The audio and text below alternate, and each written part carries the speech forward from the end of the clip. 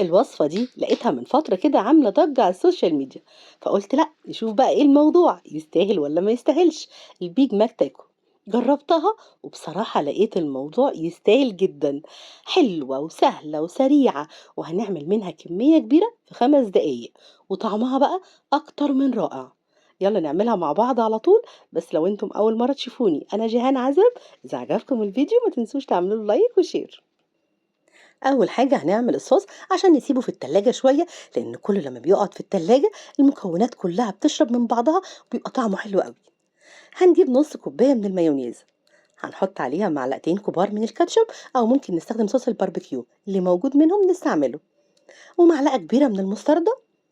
وعايزين بقى شوية خيار مخلل، هنفرمه ناعم قوي وناخد منه معلقتين كبار. استعملوا أي نوع خيار موجود عندكم. وهنحط عليهم كمان معلقة صغيرة من السكر، ممكن تحطوا عسل بدلها لو حابين، ورشة ملح ورشة بسيطة قوي من الفلفل الأسود، ونص معلقة صغيرة من التوم البودر والبصل البودر والبابريكا. لو في بابريكا مدخنة هتبقى حلوة قوي، لكن لو مش موجودة هنستعمل البابريكا العادية. ونقلب بقى الكلام ده كله مع بعضه، وتقوه ظبطوا الطعم.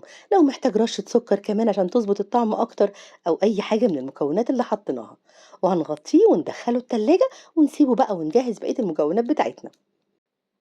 وهنجيب كمية اللحمة اللي هنستعملها، ومش هنعمل فيها أي حاجة، هنستعملها زي ما هي كده. وهنجيب كمان عيش التورتيلا، استعملت الحجم المتوسط، ممكن تستعملوا الحجم الأكبر أو الأصغر زي ما تحبوا. هناخد قطعة متوسطة من اللحمة وهنفردها على العيش.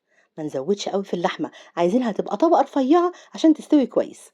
يعني تقريبا النص كيلو من اللحمة المفرومة هيعمل معانا 5 أو 6 من عيش التورتيلا اللي هو الحجم المتوسط. هنضغط عليها بقى كويس قوي عشان تمسك في العيش، والخطوة دي مهمة جدا. ونحاول نوصل اللحمة الأطراف علشان لما هنسويها هتكش شوية، فما تبقاش الأطراف فاضية قوي. وهنرش عليها رشة بسيطة من الملح والفلفل الأسود، ونضغط عليها خفيف عشان التوابل تمسك فيها. ومش هنحط بقى أي توابل تاني تغير من طعم اللحمة الحلو، الطعم كله هناخده من الصوص اللي عملناه. وبصوا بقى واحنا بنمسكها، يعني اللحمة ماسكة في العيش ازاي. يعني ما تقلقوش تقولوا مثلا ان اللحمة هتقع من العيش او اي حاجة، لا هي بتبقى ماسكة فيه كويس جدا. نخلص بقى فرد الكمية اللي احنا عايزينها كلها، وكده يبقى خلاص مش هنعمل اي حاجة تاني، هنسوي على طول. هنجيب طاسة وهنمسحها كويس بسمنة او زيت، وهنسيبها تسخن كويس قوي.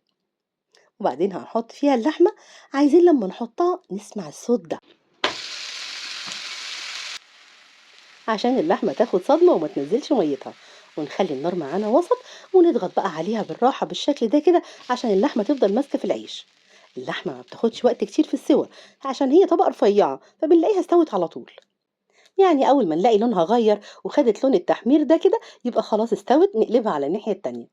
ونحط عليها بقى وهي سخنة كده أي جبنة شيدر أو موتزاريلا الموجود حطوه، ونسيبها ثواني بس الجبنة تسيح والعيش ياخد تحميصة خفيفة من تحت. نطفي بقى عليها النار، ونحط شوية مكونات بسيطة بس هتظبط طعم الساندوتش كويس قوي. هنحط بقى خس، شرايح بصل، خيار مخلل، بيدي للساندوتش طعم حلو قوي. واخر حاجة هنحط الصوص.